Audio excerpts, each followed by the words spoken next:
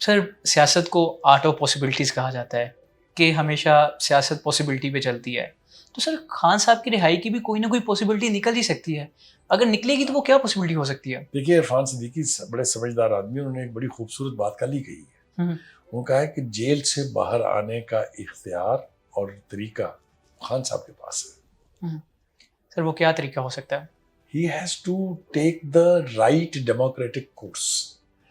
उनको चाहिए कि वो अपनी रिहाई के लिए हुकूमत से बातचीत इनिशिएट करें, हुँ, और अगर आप मुझसे पूछें, और उसमें तय ये हो कि मिड टर्म इलेक्शन करवा दें आप।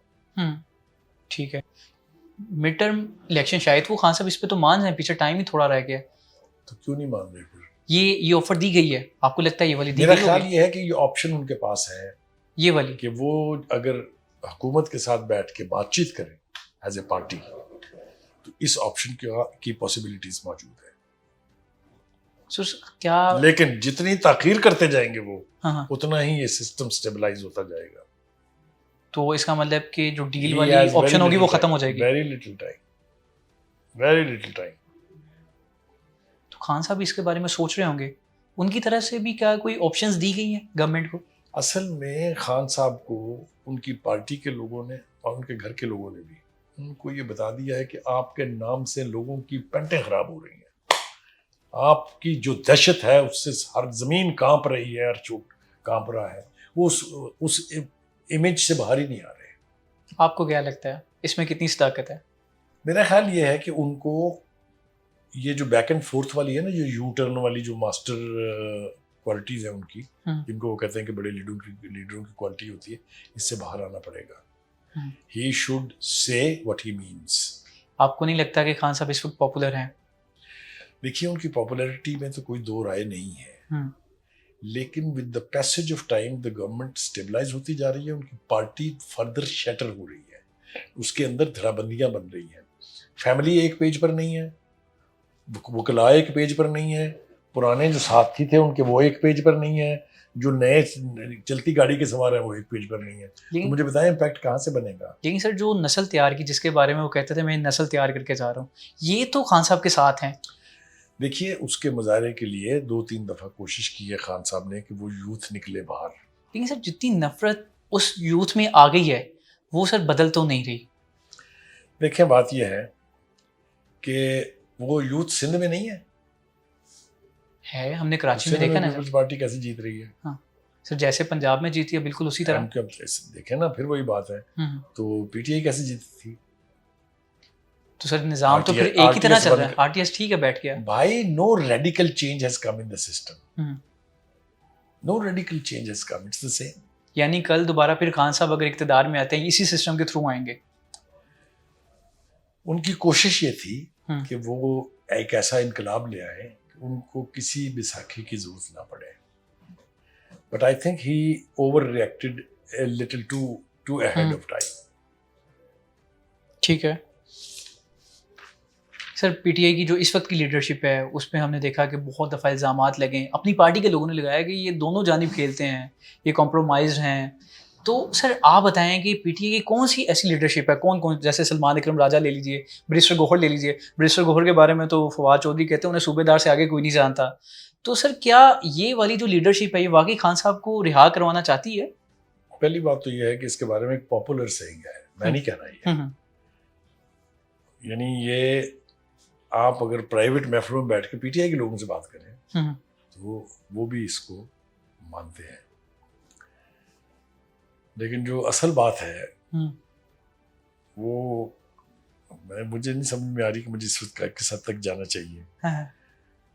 देखिए, ये party is going haywire, party split हो रही है, पार्टी बिखर रही है। ओके पार्टी को अगर किसी ने ना संभाला जल्दी, ओके तो बहुत बड़ी बड़ी पार्टियों की कहानी ऐसी है जो फिजल आउट हुई है। ये फिजल आउट हो जाएगी ये पार्टी, उसका वो यूथ जो है वो एक जनरेशन ज़रूर है, लेकिन जब से खान साहब जेल में गए हैं वो ग्रोथ वहीं रुकी हुई है, उसमें इजाफा नहीं हुआ है। और वो जो आज से 5 साल पहले 18 साल का था वो 23-24 साल का हो रहा है। दूसरी बात यह है कि दूसरी पॉलिटिकल पार्टीज अगर लोगों के काम करती रहेंगी इक़्तिदार में रहते हुए, अपनी अपनी कॉन्स्टिट्यूंसीज को खुश करती रहेंगी, तो एक पॉपुलर सेंटिमेंट जो है वो कंप्रोमाइज होगा। सर आपने कहा कि उन्हें एक लीडर की ज़रूरत है, तो आपको क्या लगता है वो लीडर कौन हो सकता है?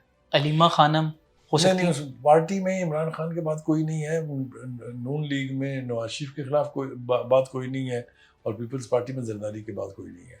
हालांकि इधर मरियम है, उधर बिलावल हैं। लेकिन जो सियाने हैं वो ये कहते हैं कि जो पार्टियां इन्होंने संभाल ली हैं ये आगे इनके बस की बात नहीं, और खान साहब ने तो कोई पैदा ही नहीं होने दिया। खान साहब ने तो किसी लीडर को रूम किया ही नहीं है। सर हमने देखा शाह महमूद कुरैशी, यास्मीन राशिद, महमूद रशीद, इजाज़ चौधरी, उमर सरफराज चीमा, इन्होंने खान साहब को खतूत लिखे हैं और कहा कि आप गवर्नमेंट से बातचीत करें, मुज़ाकरात करें। लेकिन सर दूसरी जानिब खान साहब ने तहरीक का ऐलान कर दिया है, तो सर ये तो हमें वाज़े अब डिवीजन नज़र आ रही है। देखिए, पहली बात तो यह है कि एक तवील अरसे से हम लोग ये कह रहे हैं कि मुज़ाकरात के बगैर कोई रास्ता नहीं है। जब फौजी क़यादत के साथ रब्ते करने की कोशिश की गई पीटीआई की तरफ से, उन्होंने भी यही कहा, उनका हम आपसे बात करने में इंटरेस्ट नहीं, आप जाएं गवर्नमेंट के पास, उनसे बात करें, जो फैसला वो आपस में आप करेंगे, we will stand by that. Right. ये जो खत है ये मेरे ख्याल से पीटीआई की हिस्ट्री में टर्निंग पॉइंट था। ओके। कि खुद वो पार्ट देखें, असल क़यादत कौन सी है पीटीआई, यही है जिनके लिए वो मरते इन हैं। लोगों ने कैटेगोरिकली कहा कि आप हुकूमत के साथ बैठ के बातचीत करें, हमें भी शामिल कर लें इसमें। मेरा जाती ख्याल ये है कि it was a turning point which Khan साहब has lost a very good opportunity. अगर इस खत को बेस बना के वो अपने आप में थोड़ी सी नरमी पैदा कर लेते और एनकरेज करते डायलॉग को, तो सूरत हाल के संभलने के बेपनाह चांसेस। लेकिन वो तो मुस्तरद कर चुके हैं, उन्होंने तो उठा के फेंक दिए। हाँ। अब आप मुझे ये बताएं कि जिस लीडर को अपनी पार्टी के सीनियर लीडर के मशवरे तक कबूल ना हो, तो फिर क्या हुआ उसके बाद? उन्होंने फिर उनकी खुशनुदी के लिए दूसरा खत लिखा है। लिखना पड़ा ना उनको, बिल्कुल लिखना पड़ा, सर्वाइव करना पड़ा। तो ये जब हाल हो पार्टी के अंदर, ये तो बाहर की बात नहीं है ना, तो ये वेरी अनफॉर्चुनेट मेरे ख्याल से। It was really a turning point जो बेस बन सकता था सीरियस नेगोशिएशंस की, जिससे कोई ना कोई रास्ता निकलता। देखिए, अभी भी जो सीनियर और सीरियस लीडरशिप है पीएमएलएन की, वो ये कहते हैं कि खान साहब की रिहाई उनके अपने बस में है। मैंने अभी आपको नाम लेके बताया कि इरफान सिद्दीकी ने अभी कल कहा है। इसका मतलब यह है कि he has to, budge is a bad word कि वो झुक जाए, but he has to amend himself. Okay. अपने आप में थोड़ी सी नरमी पैदा करनी पड़ेगी ताकि रास्ता निकले। सियासत में एक्सट्रीम स्टेप्स नहीं होते हैं। सियासत, आपने कहा ना कि वो game of art of possibility. इसकी असल डेफिनेशन ये है कि politics is a game of compromises and give and take. Right. आप अगर उस पर बिलीव ही नहीं करते हैं तो फिर मुझे बताएं कैसे कोई सोल्यूशन निकलेगा? नहीं सर, जिसके साथ ही वो कह दिया जाता है कि खान साहब को माइनस किया जा रहा है, इसलिए अब हम खान साहब को माइनस होने नहीं देंगे, हम इसलिए तहरीक चलाएंगे। खान साहब को माइनस करने की साजिश में इल्जाम तो है ना जी मिलिट्री लीडरशिप के ऊपर और ये पीपल्स पार्टी नून लीग पे। बिल्कुल। मैं आपको वसूख से कह रहा हूँ, खान साहब को माइनस करने में जैसा अलीमा खान ने कहा था, खुद उसकी अपनी पार्टी का बहुत बड़ा दखल है। इसलिए कि जितने बौने लीडर बने हुए हैं, जिस दिन खान साहब बाहर आ गए, ये आपको नाम नहीं मिलेगा ढूंढने से। ओके। ये बिल्कुल ठीक बात है। यानी कि इस वक्त जो पीटीआई की कितनी भी लीडरशिप हमें नजर आती है, वो सारी जो है बोने लीडरशिप जो है वो इसलिए कि मुकदमे लड़ रहे हैं, इसलिए उनको करीब किया हुआ है। जो बाकी लीडर्स हैं उनमें से ये कौन कह रहा है कि हमारे लीडरों में से बहुत सारे जो है वो कॉम्प्रोमाइज है? ये पीटीआई की अपनी लीडरशिप कह रही है। बताएं, किसी और के कहने की जरूरत है? मरवत कह रहे हैं। सर क्या ये खान साहब का कुछ ऐसा भी है, वो अपने से बड़ी कोई कद्दावर शख्सियत नहीं बनना चाहते? कोई पीटीआई में ऐसा कोई कद्दावर शख्सियत आ जाएगी जिससे खान साहब का ओरा गिर जाएगा? मेरे एक जानने वाली हैं पीटीआई की, वो देखते हैं सोशल मीडिया, उन्होंने कहा कि हमें बाकायदा तौर पे कहा जाता है कि आपने शाह महमूद कुरैशी की वीडियोस नहीं लगानी, पोस्टर नहीं लगानी, उन्हें ज़्यादा ओरा उनका मजबूत बनेगा। ये अनफॉर्चुनेट बात है, बहुत अनफॉर्चुनेट बात है। डिक्टेटर्स में और क्या होता है, जिनको हम डिक्टेटर्स कहते हैं, वो अपने बराबर किसी को आने नहीं देते हैं। राइट। अगर सियासी जमात के लीडरों का भी यही एटीट्यूड बन जाए कि उन्होंने किसी को ग्रूम करना ही नहीं है, तो फिर unfortunate, this is very very unfortunate. Najam Sethi पर इल्ज़ाम लगाया, और इल्ज़ाम लगाया है हामिद मीर साहब ने। उन्होंने कहा है कि इनडायरेक्टली इनका मोसाद के साथ ताल्लुकात थे कोई 2-3 माह पहले।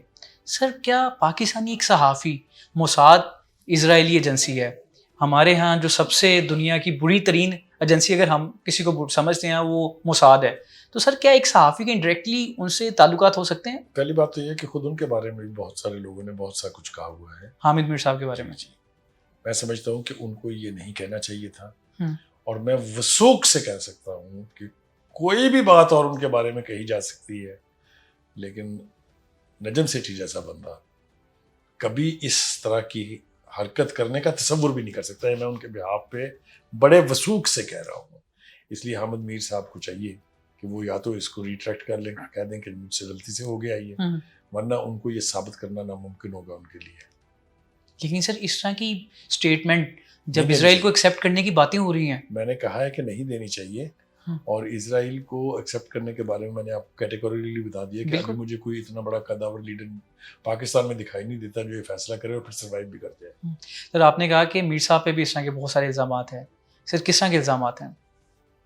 ये अब आप मुझसे एक हद क्रॉस करवा रहे हैं। नहीं सर, कुछ आपके उनके भी हवाले से, अफगानिस्तान के हवाले से जो उन्होंने उसामा बिन लादेन का इंटरव्यू छापा था किताब में, उसके हवाले से भी हैं कि जो किसके कहने पे किया था उन्होंने। कोई कहता है कि जी लिखा लिखा ड्राफ्ट आया था, ओके, एंड सो ऑन। बात तो सर किसके कहने पे किया था वो? किसके कहने पे किया था वो इंटरव्यू? अमेरिका कौन लड़ रहा था वहाँ? अमेरिका के कहने पे हुआ था। क्या मैंने कहा ये इल्ज़ाम है उनके ऊपर। तो ये जो आपने बात की है कि जो इंटरव्यू था उसामा बिन लादेन, उनकी ज़िंदगी का सबसे बड़ा क्रेडिट यही है कि उसामा बिन लादेन का इंटरव्यू करना। आपने ये ड्राफ्ट उन्हें लिखा हुआ है। कुछ लोग ऐसे हैं जो कहते हैं कि इनकी ना कोई मुलाकात हुई थी उसामा